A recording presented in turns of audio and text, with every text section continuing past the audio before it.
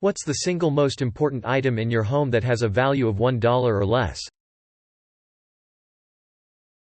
A brown plastic realistic cockroach nicknamed Freddy. We got it over 20 years ago. I don't remember where or why. Maybe a Halloween party? Anyway, my wife and I have been hiding it for each other ever since.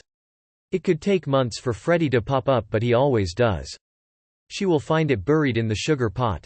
I will later find it inside a pair of shoes I rarely wear. It often makes us jump, and give a small fright. I'll hear my wife let a surprised gasp, then go, "Oh Freddy." For me, Freddy is a great symbol that our relationship is still solid after all these years, that we still take the time to have fun, to surprise each other. A tiny paper crane a Japanese grandmother gave me when I was in Osaka at a museum. She worked there and was waiting for tourists to come play an educational board game with her. She got no interest, obviously. I reluctantly sat down and played after she caught me on my own with a smile and a beckoning wave.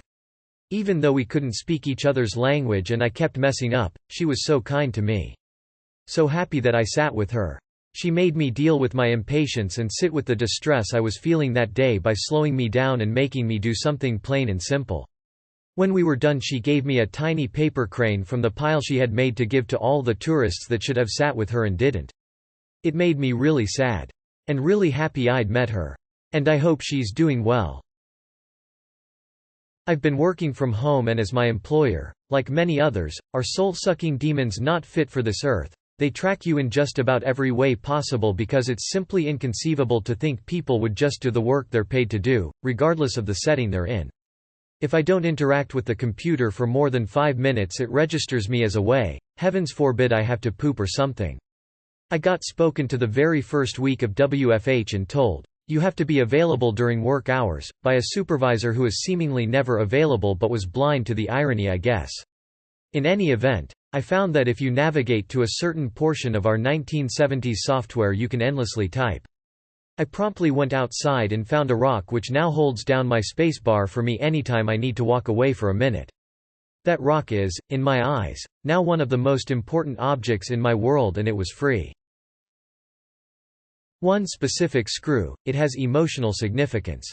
During our first official date with my GF, I got a flat tire because of that random screw.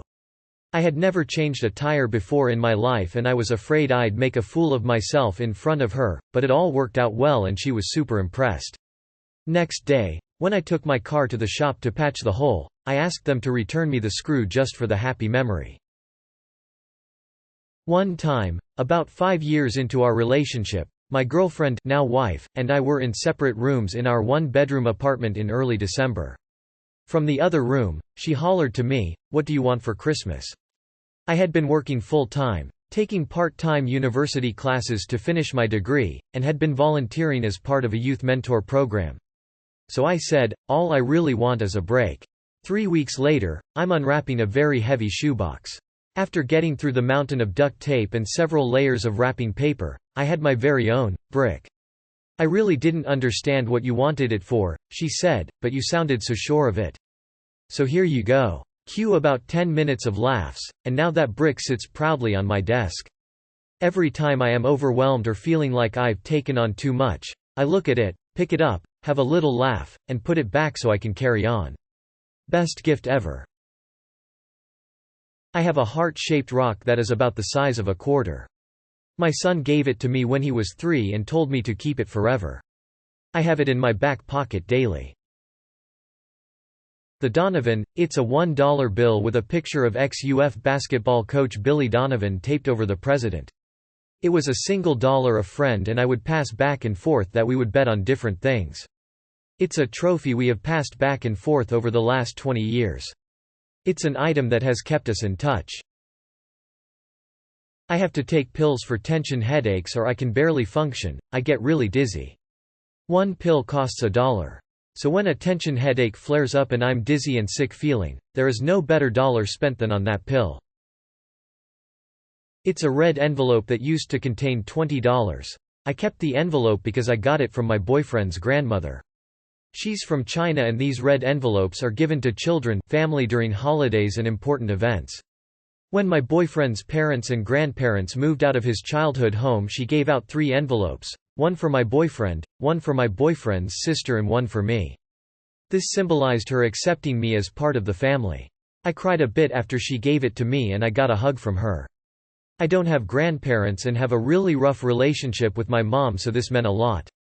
I feel like a part of his family and am so happy for that. I have a $1 bill saved and put away in a drawer. The significance behind it is it was my last dollar before I decided to stop gambling and doing hard drugs. I had to stop cold turkey. I was so fucking done being a half-human, or an empty shell. At first it was just $1 that sat in my center console in my car. I would look at it and be reminded what I was doing. I've been sober for well over a year now. I feel like that $1 is special. I know in Narcotics Anonymous they get something saying how long they've been sober or whatever. That $1 is my token. My token for fighting a silent battle that I cannot share with people, otherwise I could lose my job. A matchstick. I had a door that was sagging in my house due to the screw over time wearing a larger hole in the wall, and after some research I found a tip that shoving a matchstick with the tip broken off inside, and a dab of glue, could make the hole smaller. That matchstick was worth its weight in gold, so about $1, after it helped me fix a huge annoyance.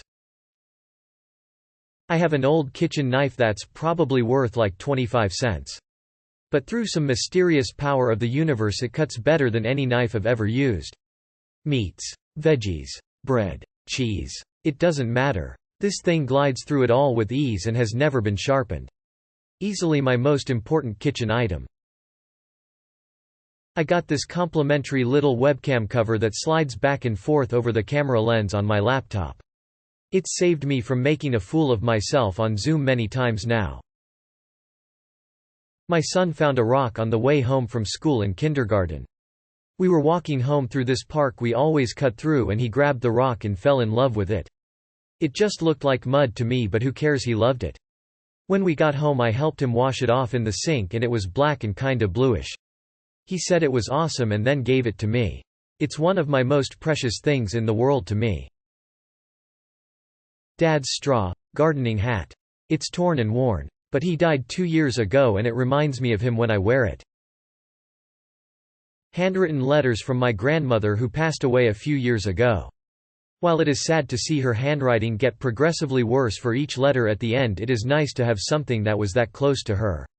I have them stored in a small box and it always goes into our evacuation bag during fire season. The book that my grandma used to read to me. It's worthless, wasn't even listed on Goodreads until I added it, but she died in 2005, the day after my 8th birthday, and remembering her voice reading it is one of the clearest memories I have. Would definitely save it in a fire. A best brother in the world pin from my brother who passed away. He gave it to me when he was 6. A single post-it note folded into a paper airplane with the words, "Will you be my boyfriend?" And 2 checkboxes labeled, yes, and, yes. He's my husband now.